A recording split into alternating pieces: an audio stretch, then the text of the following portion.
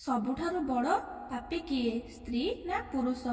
ବନ୍ଧୁଗଣ, ଦୁନିଆରେ ସମସ୍ତ ଲୋକ ପ୍ରତିଦିନ କିଛି ନା କିଛି ପାପ କରିଥାନ୍ତି, କିନ୍ତୁ ସେ ନିଜେ ଏହି କଥା କେବେ ଭାବି ନାହାନ୍ତି କି ସେମାନେ ପାପ କରୁଛନ୍ତି। ଏମିତିରେ ଗୋଟେ ପ୍ରଶ୍ନ ଉଠେ ଯେ ଏହି ବଡ଼ ସଂସାରରେ ପ୍ରକୃତରେ ବଡ଼ ପାପୀ କିଏ? ଆଜି ଆମେ ଜାଣିବା ସଂସାରରେ ପ୍ରକୃତରେ ସବୁଠାରୁ ବଡ଼ ପାପୀ କିଏ।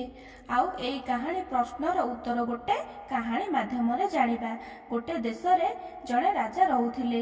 ତାଙ୍କ ପତ୍ନୀ ମହାଦେବଙ୍କ ଜଣେ ବଡ଼ ଭକ୍ତ ଥିଲେ। ସେ ତାଙ୍କ ମହଲରେ ଶୁଆସାରୀଙ୍କ ଗୋଟେ ଯୋଡ଼ି ରଖିଲେ, ଆଉ ଉଭୟଙ୍କୁ ଗୋଟିଏ ପିଞ୍ଜରାରେ ରଖିଥିଲେ। ଆଉ ଏ କଥା ସମସ୍ତେ ତ ଜାଣିଥିବେ, କେବେ ନା କେବେ ସ୍ୱାମୀ ଆଉ ସ୍ତ୍ରୀ ମଧ୍ୟରେ କେବେ ନା କେବେ ତ ନିହାତି ଭାବେ ଝଗଡ଼ା ହୁଏ। ତେବେ ଅନେକ ସମୟ ବିତି ଯାଇଥିଲା। ଗୋଟେ ଦିନ ଶୁଆସାରୀଙ୍କୁ କହିଲା କି ମୁଁ ମାନିଗଲି କି ଏ ପୁରୁଷମାନେ ସବୁଠାରୁ ବଡ଼ ପାପୀ ହୋଇଥାନ୍ତି। ସେ ବହୁତ ବଡ଼ ଧୋକାବାଜ ହୋଇଥାନ୍ତି। ସୁଯୋଗ ମିଳିବା ମାତ୍ରେ ସେମାନେ କିଛି ବି କରିପାରନ୍ତି। ସାରୀର କଥା ଶୁଣି ଶୁଆ କହିଲା, ପୁରୁଷ ସେତେ ପାପ କରେନି ଯେତେ ପାପ ସ୍ତ୍ରୀମାନେ କରିଥାନ୍ତି।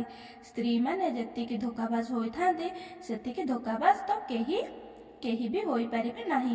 ସ୍ତ୍ରୀମାନଙ୍କ ଠାରୁ ବଡ଼ ପାପୀ ତ ଏ ଦୁନିଆରେ କେହି ବି ହୋଇପାରିବେ ନାହିଁ। ସେ କାହାର ବି ହତ୍ୟା କରିଦେବେ।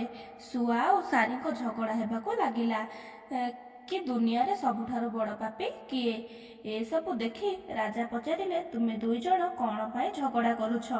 କେଉଁ କାରଣ ପାଇଁ ତୁମ ଦୁଇ ଜଣଙ୍କ ଭିତରେ ବିବାଦ ହୋଇଛି?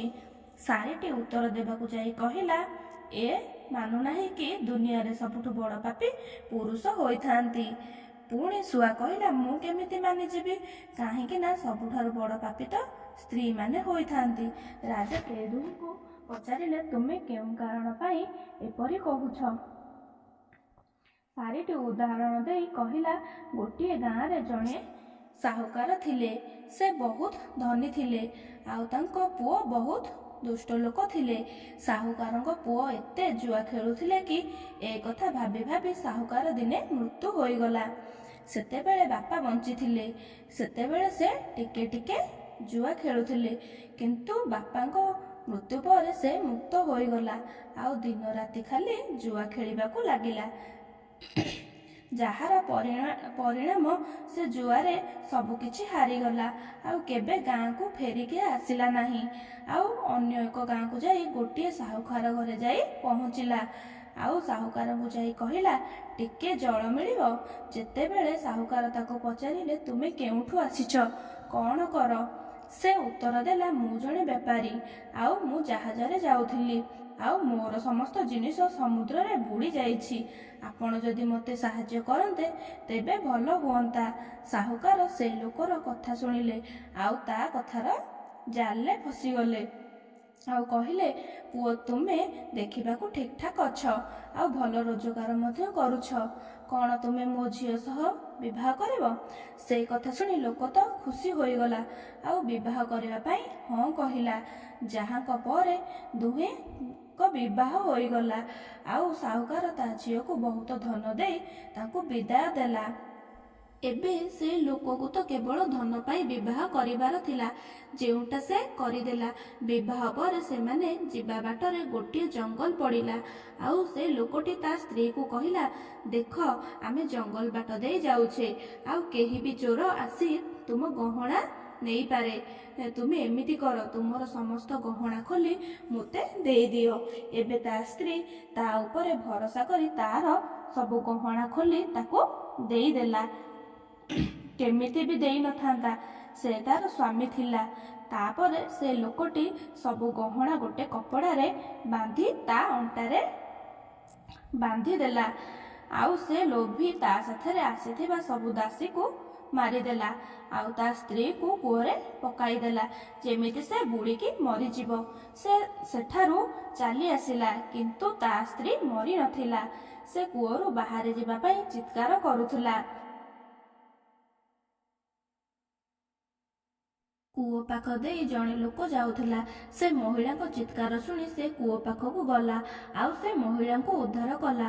କୂଅରୁ ବାହାରିବା ପରେ ସେ ଲୋକଙ୍କୁ ନିଜ ବିଷୟରେ ସବୁ କହିଲା ଆଉ ସେ ଲୋକ ଜଣକ ତାକୁ ନେଇ ତା ବାପାଙ୍କ ପାଖରେ ଛାଡ଼ିଦେଲା। ଘରେ ପହଞ୍ଚିବା ପରେ ଝିଅକୁ ଦେଖି ସାହୁକାର ପଚାରିଲେ, କ'ଣ ହୋଇଛି? ଏବେ ତ ବିବାହ ସାରି ଯାଇଥିଲୁ, ପୁଣି ଏମିତି କେମିତି? ସେ ଝିଅ କହିଲା, ବାପା, ଜଙ୍ଗଲରେ କିଛି ଚୋର ଆମ ଉପରେ ଆକ୍ରମଣ କଲେ ଆଉ ଦାସୀଙ୍କୁ ମାରି ମୋତେ କୂଅରେ ପକାଇ ଦେଲେ ଆଉ ମୋ ସ୍ୱାମୀ କିଛି ବି ଖବର ନାହିଁ। ଝିଅଟି ତା ବାପାଙ୍କୁ ମିଛ କହିଲା କାରଣ ସେ ପତିବ୍ରତା ସ୍ତ୍ରୀ ଥିଲା। ଝିଅର କଥା ଶୁଣି ସାହୁକାର କହିଲା, କିଛି କଥା ନାହିଁ, ଭଗବାନ ସବୁ କିଛି ଠିକ୍ କରିଦେବେ। କିଛି ଦିନ ପରେ ସେ ଲୋକଟି ପୁଣି ସାହୁକାର ଘରକୁ ଆସିଲା ଆଉ ଭାବିଲା କି ସାହୁକାର ତୁମେ ଅଜା ହେବାକୁ ଯାଉଛ କହି ଆହୁରି ଧନ ନେଇଯିବି। କିନ୍ତୁ ସେ ତା ସ୍ତ୍ରୀକୁ ଦେଖି କହିଲା କି ମୁଁ ବାପାଙ୍କୁ ଏହି ସବୁ କଥା କହିଛି ତ ତୁମେ ବି ଏହି ସବୁ କଥା କହିଦେବ। କୁହନ୍ତୁନି ମଣିଷ ତା ପ୍ରକୃତି ଛାଡ଼େନି। ସେ ଦେଖିଲା କି ତା ସ୍ତ୍ରୀ ବହୁତ ସୁନା ପିନ୍ଧିଛି। ସେ ତା ସ୍ତ୍ରୀକୁ କହିଲା, ତୁମେ ଶୋଇଯାଅ, ମୁଁ ସକାଳେ ତୁମକୁ ମୋ ସାଥିରେ ନେଇଯିବି। ତା ସ୍ତ୍ରୀ ଶୋଇବା ପରେ ସେ ତା ସ୍ତ୍ରୀକୁ ଛୁରୀରେ ମାରିଦେଲା ଆଉ ସବୁ ଗହଣା ନେଇ ଚାଲିଗଲା। ରାଜାଙ୍କୁ ଏହି କାହାଣୀ ଶୁଣାଇ ଶାରୀଟି କହିଲା, ମୁଁ ଏଥିପାଇଁ କହୁଥିଲି ଦୁନିଆର ସବୁଠୁ ବଡ଼ ପାପୀ ହେଉଛି ପୁରୁଷ। ସେ ତା ସ୍ତ୍ରୀକୁ ମାରିଲା ଆଉ ସବୁ ଗହଣା ନେଇ ଚାଲିଗଲା। ଶାରୀର ଏହି କାହାଣୀ ଶୁଣିବା ପରେ ସୁଆବି ରାଜାଙ୍କୁ ନାରୀ ଉପରେ ଗୋଟେ କାହାଣୀ କହିଲା। ଦୁଇ ଜଣଙ୍କ କାହାଣୀ ଶୁଣିବା ପରେ ରାଜା କହିଲେ, ମୁଁ କହୁଛି ଦୁନିଆର ସବୁଠାରୁ ବଡ଼ ପାପୀ କିଏ? ରାଜା କହିଲେ, ଯେଉଁ ଲୋକ ତାର ମାନସିକ ସ୍ତରରେ ତଳକୁ ଖସିଯାଏ ସେ ହେଉଛି ପାପୀ। ସେ ପୁରୁଷ ହେଉ ବା ସ୍ତ୍ରୀ, କାରଣ ମଣିଷ ପାପ କରିବା ପୂର୍ବରୁ ଭାବେ ନାହିଁ କି ସେ ପୁରୁଷ କି ସ୍ତ୍ରୀ, ସେ ପାପ କରିବ କି ନାହିଁ। ବନ୍ଧୁଗଣ, ଆପଣମାନେ ଜାଣିପାରିଲେ କି ନାହିଁ ଏ ଦୁନିଆର ସବୁଠାରୁ ବଡ଼ ପାପୀ କିଏ?